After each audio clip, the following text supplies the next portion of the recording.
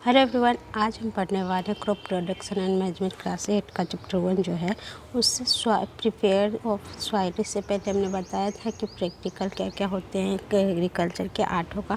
फिर से एक बार हम देख लेते तो basic practical of crop production, क्या क्या हमें क्रॉप प्रोडक्शन में लगेंगे उसके बारे में हम एक एक करके जान लेते हैं। फिर से यहाँ लिखा हुआ है, पहला तो होगा प्रिपरेशन ऑफ सॉइल, फिर सोइंग मतलब यानी कि इसे जुताई कर सकते हैं, इसे हम बुनाई कर सकते हैं। एडिंग मैन्योर एंड फर्टिलाइज़र, अब खाद और उर्वरक को डाला जाता है ताकि उसके पोषक तत्व क्या हो, बरकरार रह सके, मिट्टी में किसी भी चीज़ की कमी ना हो सके। तो खाद क्या होता है और फर्टिलाइजर कहते हैं, इन शॉर्ट थोड़ा सा हम जान लेते हैं। तो खाद में क्या होता है, हम प्राकृतिक चीज़ों से कटी हुई सब्जियों, एनिमल वगैरह, घास पुआल जो मृत हो जाते हैं और जो घर की वेस्ट मटेरियल होती हैं जो इसे गलाया जा सकता है, सड़ाया जा सकता है, उसे मिट्टी में रखा जाता है, उसके ऊपर पुआल रखा जाता है और उसे कुछ दिन के बाद देखा जाएगा। आदि आप भी कर सकते हैं, आपके घर में यदि कहीं ज़मीन छुटा हुआ है तो वहाँ पे आप गड्ढा करके वो पौधे के लिए बहुत अच्छा था। कुछ दिन के बाद देखेंगे तो वो काला काला दिखने लगेगा, तो उसे जब हम पौधे में देते हैं तो उसका पोषक तत्व मिलता है। जैसे हमें दूध पीने से पोषक तत्व मिलते हैं कि कोई भी चीज़ न्यूट्रिशन हमारे शरीर में कमी हो गई है तो उसे पीने के बाद ठीक होता है।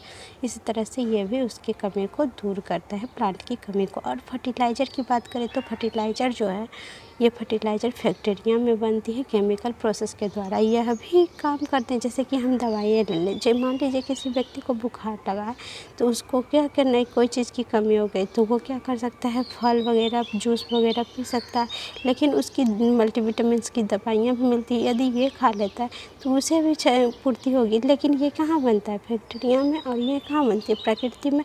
तो इसी चीज़ को हम समझ सकते हैं फर्टिलाइज़र के साथ और इसको मैन्योर के साथ। और इसमें कुछ केमिकल चीज़ें होती हैं जिसके कारण पौधे को कुछ थोड़ी मात्रा में नुकसान भी होने का डर रहता है, तो इसीलिए मैन्योर इज बेस्ट।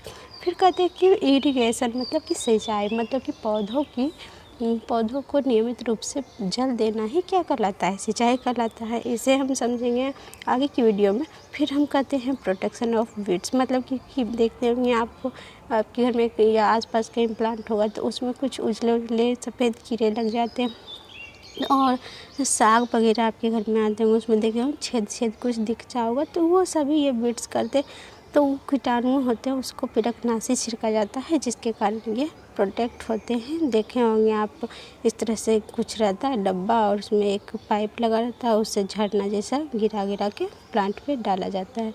ठीक है, फिर आती है बात, अब तो हमारा पौधा बहुत कुछ बड़ा हो जाता है, उसके बाद आ जाती है हार्वेस्टिंग, उसमें फल लग जाते हैं तो हार्वेस्ट कर लेते हैं, यानी कि उसकी कटाई किया जाता है, उसके फलों को मतलब उसके बीजों को मतलब पौधे को काटा जाता है और उसके बाद उससे क्या किया जाता है, उसके जो खाने वाली चीज़ें हैं जैसे गेहूँ का काटा गया तो उसमें क्या है, उसके दाने यानी कि बीज उसके खाने वाले चीज़ें, तो उसे अलग किया जाता है और फिर इसे बोरियों में बंद करके स्टोर किया जाता है किसी सुरक्षित स्थान पे जहाँ पे कि नमी ना हो, हवादार भी हाँ होना चाहिए ताकि मॉइस्चर वहाँ नहीं होना चाहिए, और फिर चूहे वगैरह और सभी जीवों से भी उसे बचाया जा सकता है, कीड़ों वगैरह से।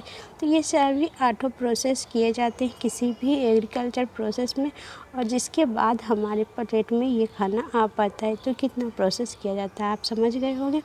आगे की बात कर लेते हैं, थोड़ा सा हम देख लेते हैं प्रिपरेशन ऑफ सॉइल, उसके बाद हम अगले वीडियो में बात कर लेंगे और जो सातों बच गए हैं।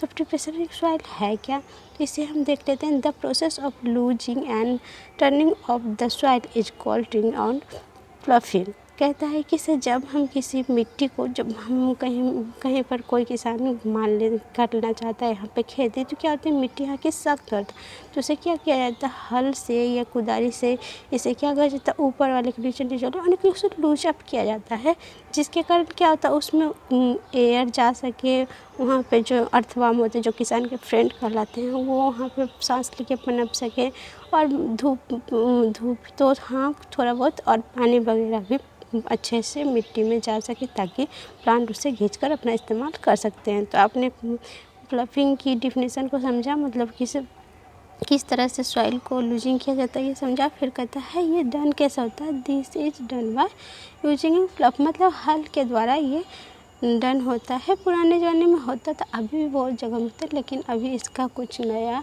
मॉडर्न रूप लिया गया है, जिसे हम ट्रैक्टर के रूप में किया जाता है, जो यहाँ पिक्चर में देख भी सकते हैं। ट्रक से भी ये अच्छे से जुताई किया जाता है। ठीक है गाइज, आज के लिए इतना ही। आगे की जो 7 प्रोसेस हैं एग्रीकल्चर के, उसे हम अगले वीडियो में डिस्कस करेंगे। वो